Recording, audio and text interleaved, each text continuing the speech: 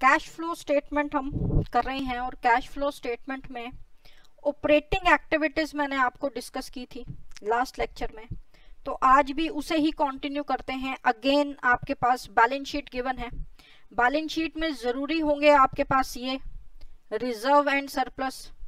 तो रिजर्व में तो आपने ये देखना है कि अगर कोई ट्रांसफर टू रिजर्व है या नहीं, और सेकेंडली सरप्लस प्रॉफिट ही है, तो current year profit and previous year profit का जो डिफरेंस है वो हम प्रॉफिट कंसीडर यहाँ करेंगे।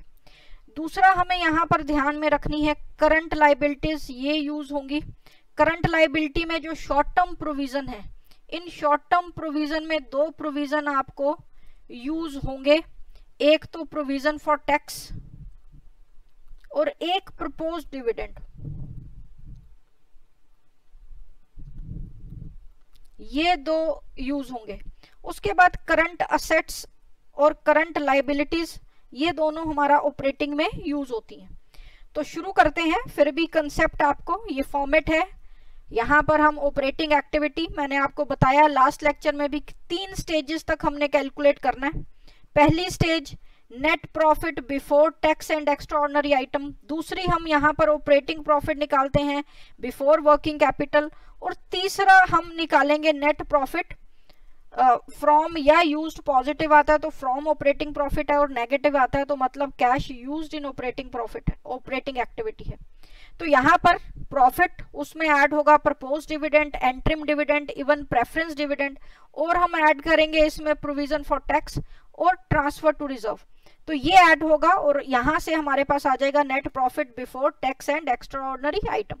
उसके बाद फर्दर हम इसमें डेप्रिसिएशन, अमोर्टाइजेशन यानी गुडविल, पेटेंट, इनका written off, preliminary expenses written off, या discount on issue of share written off, ठीक है। इसके अलावा प्रीमियम या इंटरेस्ट ऑन डिबेंचर या इंटरेस्ट ऑन लोन पेड, और लास्टली हम इसमें loan on the sale of fix asset लेते हैं, और माइनस होंगे। अब ये जो ऐड की हैं हमने, ये सारी की सारी या तो नॉन ऑपरेटिंग एक्सपेंस है या नॉन कैश एक्सपेंस है, और ठीक ऐसे ही माइनस जो करना है वो नॉन ऑपरेटिंग इनकम है।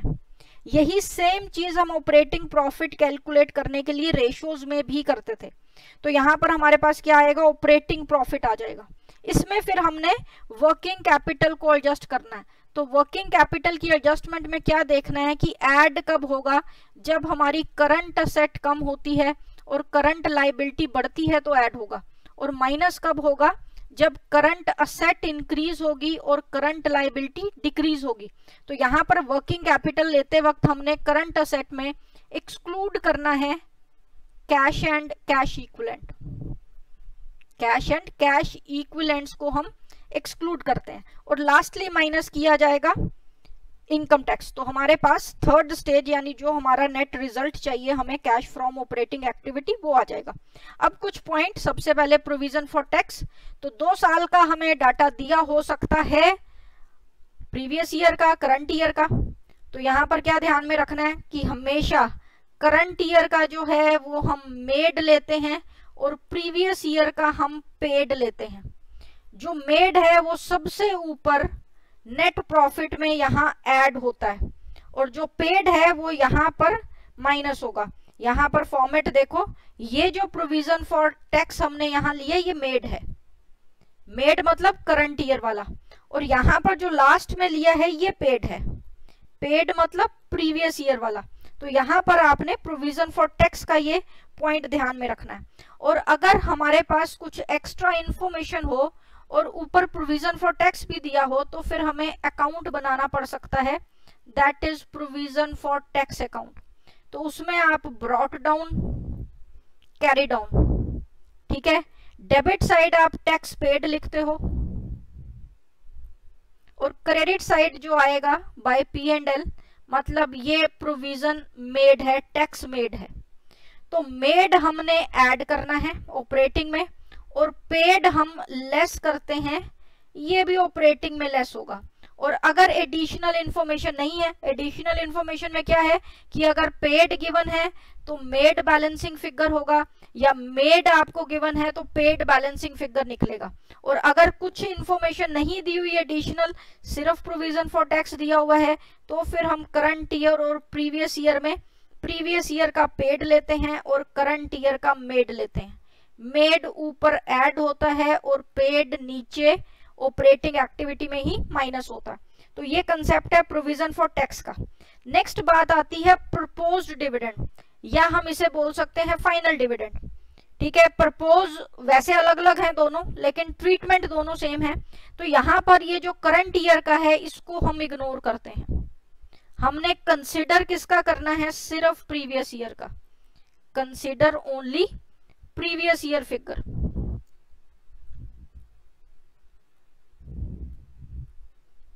सिर्फ प्रीवियस ईयर फिगर को ही हम यहाँ कंसिडर करेंगे। और प्रीवियस ईयर फिगर ही यहाँ एक तो ऊपर सबसे पहले आप ऐड करोगे, और दूसरी बार ये हमारे पास फाइनेंसिंग एक्टिविटी में, फाइनेंसिंग एक्टिविटी का आउटफ्लो है, तो वहां पर आप इसको लेते हो। लेकिन अभी हम ऑपरेटिंग कर रहे हैं, तो ऑपरेटिंग में क्या होगा, सबसे ऊपर हम जब नेट प्रॉफिट लेंगे उसमें ऐड हो जाएगा प्रपोज डिविडेंड या फाइनल डिविडेंड या डिविडेंड पेड या एंट्रिम डिविडेंड, जो भी है। अब वही बात एंट्रिम डिविडेंड की करें तो एंट्रिम डिविडेंड हमेशा एडिशनल इंफॉर्मेशन में होता है, ये कभी भी बैलेंस शीट में नहीं होता, ये कभी भी बैलेंस शीट में नहीं होगा। तो इसलिए इसको भी हम दो जगह ट्रीट करते हैं, वही जहां प्रपोज डिविडेंड लेते हैं सबसे पहले ऊपर ऐड होगा और लास्ट में फाइनेंसिंग एक्टिविटी में हम इसको माइनस करते हैं। ठीक है, तो एक ही फिगर है तो सेम फिगर हम ऐड और लेस करेंगे। तो ऑपरेटिंग में ऐड करना है और फाइनेंसिंग में ये आउटफ्लो है माइनस करना है। अब बात आ जाती है डेप्रिसिएशन की। डेप्रिसिएशन के लिए हो सकता है कि कभी आपको प्रोविजन फॉर डेप्रिसिएशन दिया हो। तो प्रोविजन फॉर डेप्रिसिएशन क्या होता है, ब्रॉट डाउन कैरी डाउन। तो जो ये डिफरेंस आता है, ये डिफरेंस हमारा P&L है, यानी डेप्रिसिएशन ड्यूरिंग ईयर है। राइट, इसमें एक फिगर और हो सकती है जो हम डेबिट साइड लिखते हैं, that is depreciation on asset sold. Right, तो ये डेप्रिसिएशन हो सकता है आपको इन दोनों में से, ये जो दोनों फिगर्स हैं कोई एक गिवन होगी और एक आप बैलेंसिंग फिगर निकालोगे। राइट, और अगर प्रोविजन फॉर डेप्रिसिएशन नहीं है, सिंपल डेप्रिसिएशन है, तो फिर हम उसे असेट अकाउंट से फाइंड आउट करते हैं। असेट अकाउंट में कैसे फाइंड आउट करना है कि आपको क्या दिया हुआ है, प्रीवियस ईयर और करंट ईयर, ये इंफॉर्मेशन गिवन है, प्रीवियस ईयर की भी गिवन है और करंट ईयर की भी गिवन है। अगर हमारे पास कोई भी फिक्स्ड असेट 50,000 से 40,000 हो गई है, तो वो जो रिड्यूस हुई है value 10,000, that is due to depreciation. क्योंकि वजह कम होने की दो ही होती है, या तो सेल या डेप्रिसिएशन, और सेल हमेशा क्वेश्चन में गिवन होगा। राइट, तो मिसिंग क्या है, डेप्रिसिएशन, वो डेप्रिसिएशन हम यहाँ पर ले लेते हैं। उसके अलावा जो असेट अकाउंट बनाओगे, ये ब्रॉट डाउन है, कैरी डाउन है, डेप्रिसिएशन क्रेडिट में लिखा, परचेज है तो डेबिट में आएगा, सेल है तो क्रेडिट में आएगा, और सेल से जो लॉस है वो भी हम फाइंड आउट करते हैं, या प्रॉफिट है तो वो भी हम फाइंड आउट करते हैं, प्रॉफिट ऑन सेल। तो प्रॉफिट क्या करना है, ऑपरेटिंग में हम लेस करते हैं, लॉस और डेप्रिसिएशन दोनों को हम ऑपरेटिंग में ऐड करते हैं। तो ये ट्रीटमेंट होगा हमारे पास डेप्रिसिएशन का। तो क्वेश्चन शुरू करते हैं। अब सबसे पहले यहाँ पर लास्ट लेक्चर में मैंने 8 क्वेश्चन कवर कराए थे। अब यहाँ पर हमें जो फाइंड आउट करना है, that is operating profit before working capital change. तो क्या गिवन है हमारे पास, नेट प्रॉफिट गिवन है, इसमें डेप्रिसिएशन ऐड करेंगे, इंटरेस्ट ऑन बोरोइंग ऐड होगा, गुडविल अमोर्टाइज्ड ऐड होगा, लॉस ऐड होगा, premium on redemption of preference share add होगा, माइनस क्या होगा, प्रॉफिट, और माइनस होगा इंटरेस्ट ऑन डिविडेंड। बस ये आपने एडजस्ट करना है, रिमेनिंग आपको आंसर मिल जाएगा। तो सिंपल सा ये क्वेश्चन है, इसको हम सिर्फ फिगर लिख लेते हैं 447,447,000। इसमें हमने ऐड किया depreciation that is 84,000, interest on borrowing 16,800, goodwill return of 18,600, loss दिया हुआ है दैट इज 18,000 और प्रीमियम दिया हुआ है 6,000। तो ये सब हुआ ऐड। इसमें से माइनस क्या हुआ, 12,000 का profit on sale of investment और माइनस हुआ इंटरेस्ट एंड डिविडेंड रिसीव्ड, वो दिया हुआ है 27,600। तो जो डिफरेंस है ये डिफरेंस मेरे पास आ जाएगा 5,50,800। तो ये सिंपल सा क्वेश्चन है। नेक्स्ट देखो क्वेश्चन नंबर 10। यहाँ पर अब हमें थोड़ी सी बैलेंस शीट की इंफॉर्मेशन गिवन है। बैलेंस शीट में मैंने आपको बताया, पहले आप देखोगे रिजर्व एंड सरप्लस, तो ये नीचे नोट दिया हुआ है रिजर्व एंड सरप्लस का। तो इसमें सरप्लस जो है वो हमारा प्रॉफिट देगा, डिफरेंस 170 हो गया, स्टार्टिंग में 1 लाख था, तो 70,000 प्रॉफिट ड्यूरिंग द ईयर है। और दूसरा ट्रांसफर टू रिजर्व 4 लाख से 5 लाख हुआ है, तो 1 लाख ट्रांसफर टू रिजर्व है। उसके अलावा शॉर्ट टर्म प्रोविजन जरूर देखना है, ये प्रोविजन फॉर टैक्स दिया हुआ है। तो प्रोविजन फॉर टैक्स मैंने आपको बताया है करंट ईयर मेड और प्रीवियस ईयर पेड होता है। तो मेड वाला हमने ऊपर सबसे पहले ऐड करना होता है, तो ये ऐड कर देते हैं। This figure is 1 lakh. तो यहां तक मेरे पास प्रॉफिट आ रहा है 2,70,000। ये प्रॉफिट क्या है, before tax and extraordinary item, right. अब चाहिए मुझे डेप्रीशिएशन अमोर्टाइजेशन, तो कुछ नहीं दिया हुआ, सिर्फ नीचे एक डेप्रीशिएशन दिया हुआ है। तो डेप्रीशिएशन के 75,000 ऐड कर देते हैं, तो ये 3,45,000 मेरे पास ऑपरेटिंग प्रॉफिट निकल आएगा बिफोर वर्किंग कैपिटल। तो अभी हमें इतना ही कैलकुलेट करने के लिए कहा हुआ था और इंफॉर्मेशन भी उतनी ही दी हुई है, राइट। अब यहाँ पर बाकी आप देखोगे शेयर कैपिटल में कोई चेंज नहीं है, ट्रेड पेबल या दूसरी लाइबिलिटीज ये वर्किंग कैपिटल में एडजस्ट होंगी, और करंट असेट अगर कोई होती तो वो ये दी हुई है वो भी वर्किंग कैपिटल में एडजस्ट होती, और फिक्स्ड असेट जो है वो इन्वेस्टिंग में एडजस्ट होगा। तो अभी यहाँ तक हमें इतना सा ही काम करना था, राइट। अब नेक्स्ट देखो 11th क्वेश्चन। यहाँ अब हमें जो कैलकुलेट करना है वो सारा ही कैलकुलेट करना है। कहाँ से शुरू करें, ये प्रॉफिट दिया हुआ है 60 से 80, यानी 20,000 का हमारे पास प्रॉफिट आ गया। ये हम कैलकुलेट करने वाले हैं कैश फ्रॉम ऑपरेटिंग एक्टिविटी।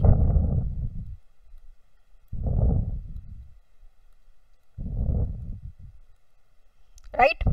अब ये जो ट्रेड रिसीवेबल है ये वर्किंग कैपिटल में एडजस्ट होगा।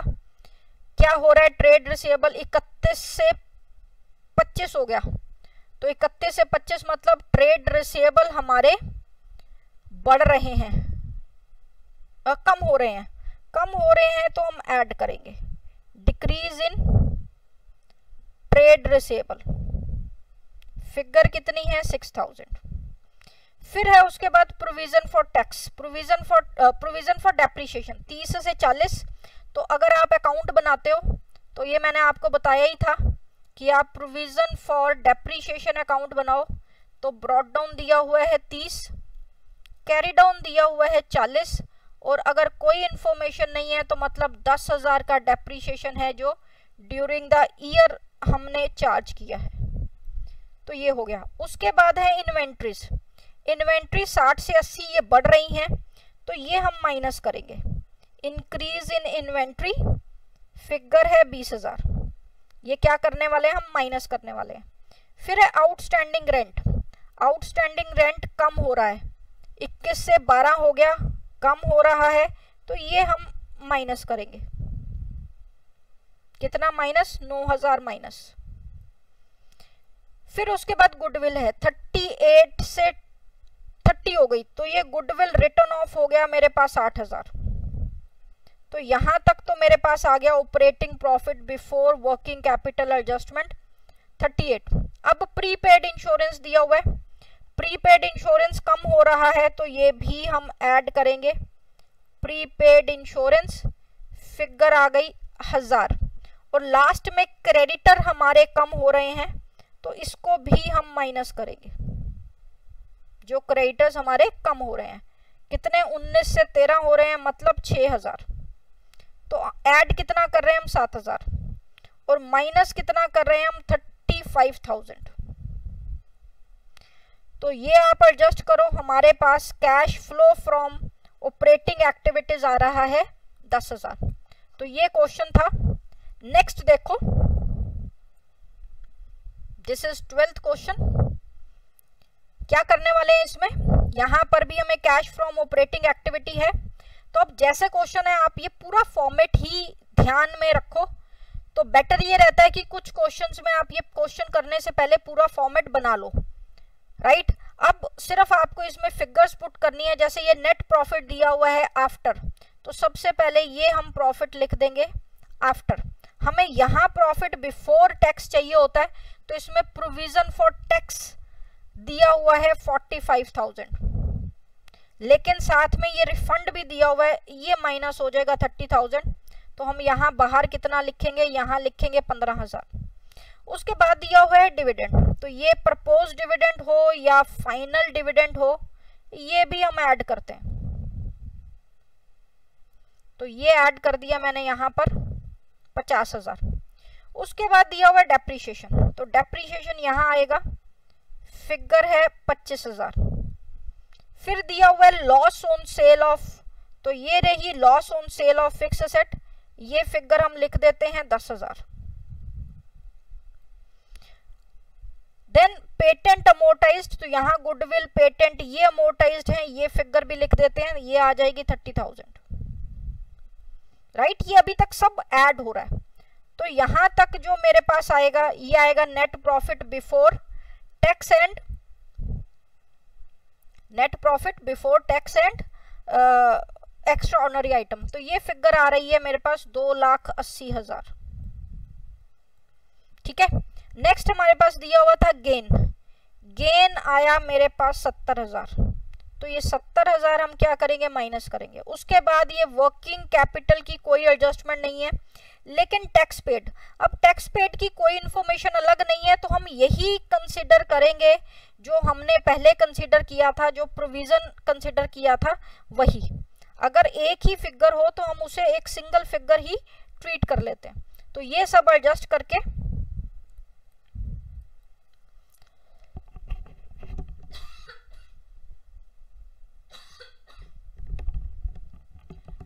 $2,60,000 हमारे पास प्रॉफिट आ जाएगा।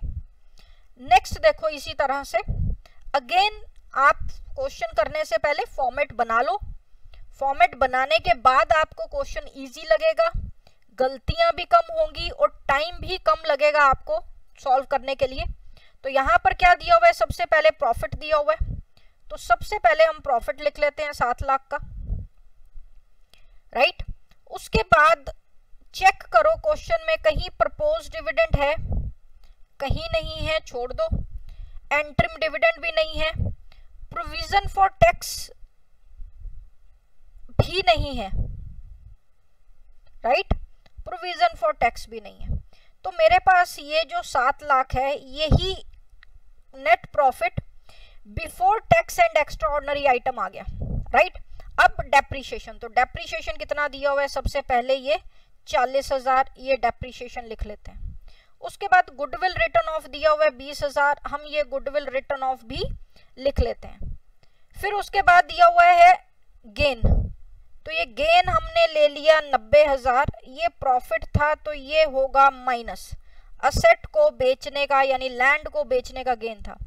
यहाँ profit transfer to general reserve है, तो ये ऊपर आना था 60,000, ये 60,000 हम लिख देंगे, तो ये 760 हमारे पास हो जाएगी फिगर, राइट। तो ये तीनों हो गए। तो यहां तक एडजस्ट करके मेरे पास आ जाएगा ऑपरेटिंग प्रॉफिट। ऑपरेटिंग प्रॉफिट हम ले लेते हैं 7,30,000। अब मुझे एडजस्ट करनी है ये ट्रेड पेबल, 75 से 50 हुए हैं, 25 माइनस हुए हैं, तो कम हुए हैं, तो हम इसको क्या करेंगे, माइनस करेंगे।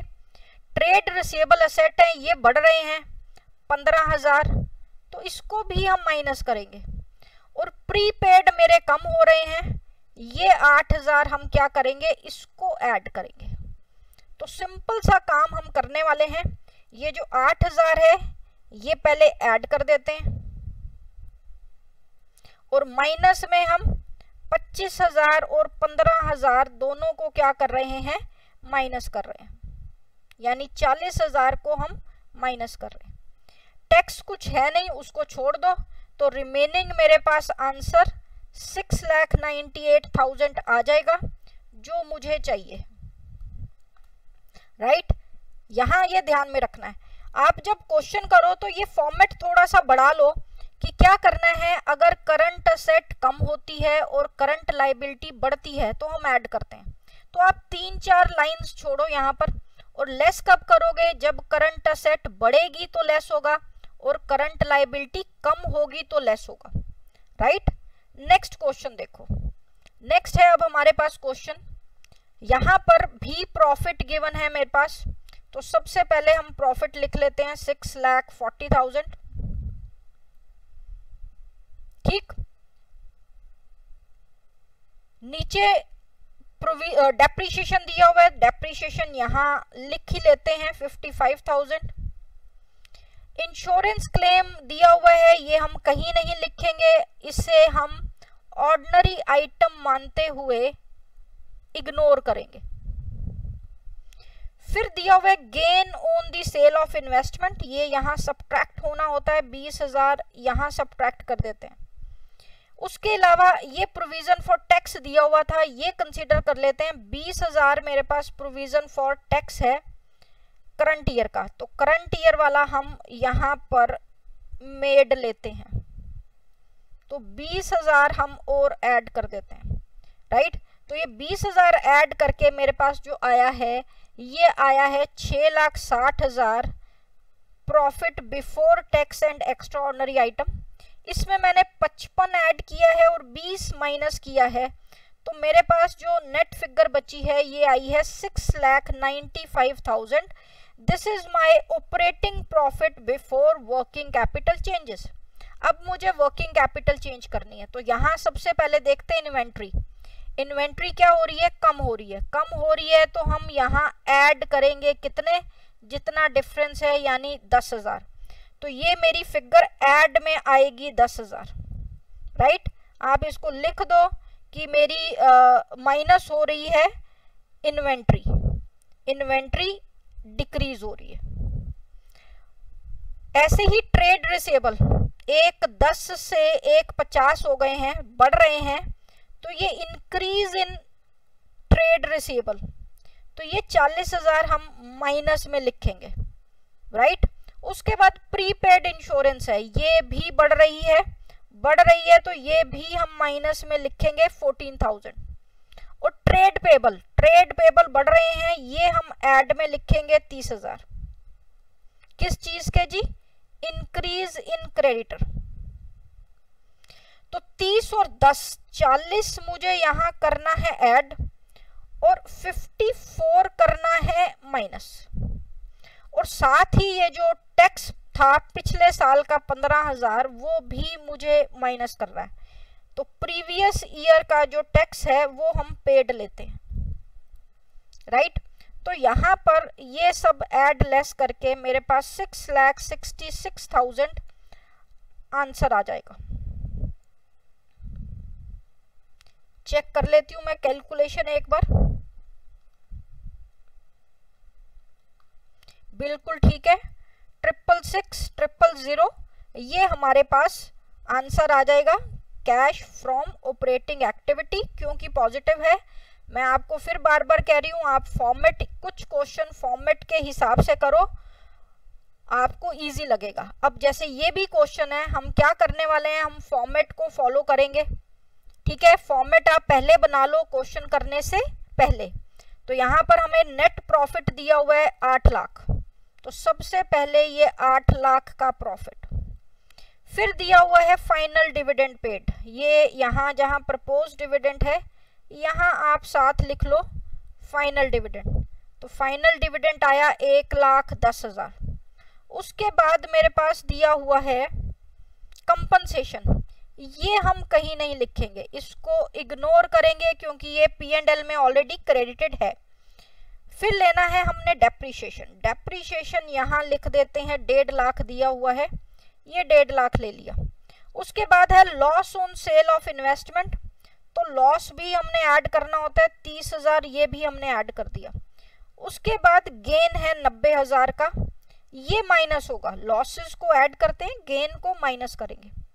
नेक्स्ट है प्रोविजन फॉर टैक्स, तो प्रोविजन फॉर टैक्स यहाँ मेरे पास आना चाहिए 1,10,000, लेकिन ये नीचे रिफंड है 10,000 का, इसको आप माइनस करोगे तो यहाँ क्या आएगा, 1 लाख आ जाएगा, राइट। तो ये भी हो गया। उसके बाद दिया हुआ डिविडेंड रिसीव्ड, तो डिविडेंड रिसीव्ड भी हम यहाँ माइनस में लिखते हैं। फिगर दी हुई है मेरे पास 40,000, 20,000, ठीक है जी। तो ये हो गया। उसके बाद रह गई ये 4, ये वर्किंग कैपिटल की हैं।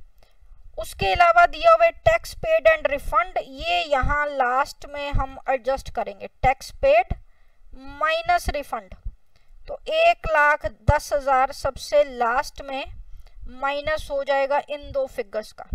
अब यहाँ देखो, डिक्रीज इन करंट असेट और इंक्रीज इन करंट लाइबिलिटी, ये दोनों होती हैं ऐड, तो यहाँ पर मैंने ऐड कर दिया 1,10,000। ये क्या चीज है, ये दो फिगर्स हैं, 40,000 प्लस 70,000। 40,000 किस चीज के हैं, डिक्रीज है करंट असेट के, और 70,000 किस चीज के हैं, इंक्रीज है करंट लाइबिलिटी के। ठीक ऐसे ही ये दो फिगर्स 10,000 और 60,000, 70,000, 10,000 और 60,000, ये जो दो फिगर्स हैं ये किस चीज की हैं, यहाँ इंक्रीज हो रही है करंट असेट और डिक्रीज हो रही है करंट लाइबिलिटी, तो इनको हम क्या करने वाले हैं, इनको हम माइनस करने वाले हैं। तो ये बस आपको एडजस्ट करना है। 20,000 ये फिगर है तो इसलिए इसको मैं करेक्ट कर रही हूँ। आप कैलकुलेट करो, यहां तक जो प्रॉफिट आएगा 8, 9, 10, 10,10,000, ये तो मेरे पास आया जी net profit before tax and extraordinary item.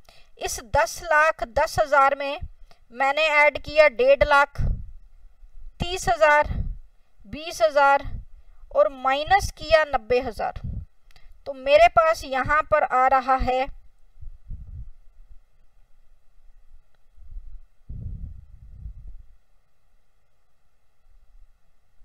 1 second, calculation में दोबारा चेक कर रही हूँ।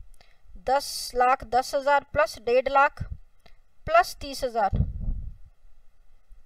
माइनस ये 20,000 माइनस है, माइनस 20,000 और माइनस 90,000, तो ये फिगर आ रही है 10,80,000, राइट। ये मेरे पास ये सेकंड है operating profit before working capital changes. After that आप ये एडजस्ट करो, ये 101,000 मेरे पास जो मेन चाहिए मुझे कैश फ्रॉम ऑपरेटिंग एक्टिविटी, वो निकल आएगा। तो फॉर्मेट बेस्ड क्वेश्चन है, ध्यान से करोगे आप तो आपको इजीली समझ आएगा। नेक्स्ट क्वेश्चन देखो। अब इस नेक्स्ट क्वेश्चन में क्या है, हमारे पास सरप्लस लेना है, 60 से 65 हुआ यानी 5,000 का प्रॉफिट है, ठीक है जी। उसके अलावा हम यहाँ जर्नल रिजर्व ले लेते हैं, ये 35,000 का मेरा ट्रांसफर टू जर्नल रिजर्व आया। उसके अलावा कोई प्रोविजन फॉर टैक्स वगैरह नहीं है, तो 40,000 मेरे पास आ गया net profit before tax and right. Next depreciation, तो डेप्रीशिएशन के लिए ये मुझे अकाउंट बनाना पड़ेगा। कौन सा account, provision for depreciation account, this one.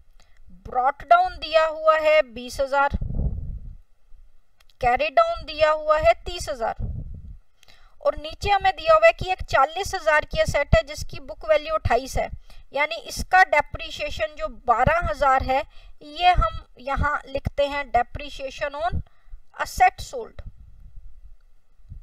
उसके बाद जो निकलेगा ये हमारा डेप्रिसिएशन ड्यूरिंग ईयर है, डेप्रिसिएशन ड्यूरिंग ईयर।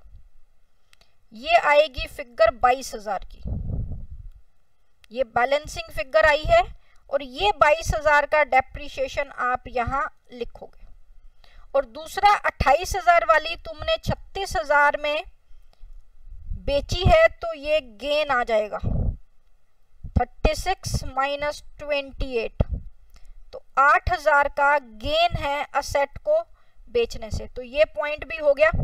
अब गुडविल यहाँ पर देखो 80 से 70 हो रही है, तो 10,000 की आपकी गुडविल भी अमोर्टाइज्ड हुई है, राइट।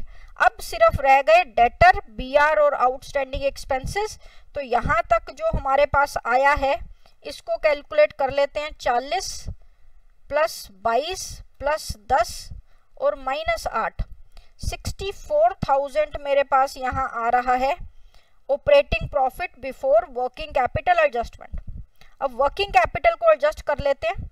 डेटर मेरे पास कम हो रहे हैं तो ऐड होगा, ऐड कर देते हैं 102 माइनस 67,000, 35,000। बीआर बढ़ रहा है तो ये माइनस हो जाएगा, 1,03,000 माइनस 62,000, तो 41,000 आप ये करोगे माइनस। और लास्टली ये बचा आउटस्टैंडिंग एक्सपेंसेस कम हो रहे हैं तो ये भी माइनस होंगे, राइट। तो इतना सा काम हमने करना है, एडजस्ट कर दो इसको।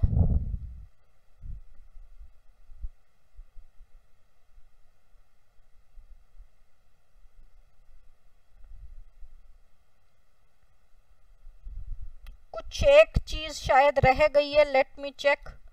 40 plus 22 plus 10 minus 8, 64, 64 plus 35 minus 41 minus 8।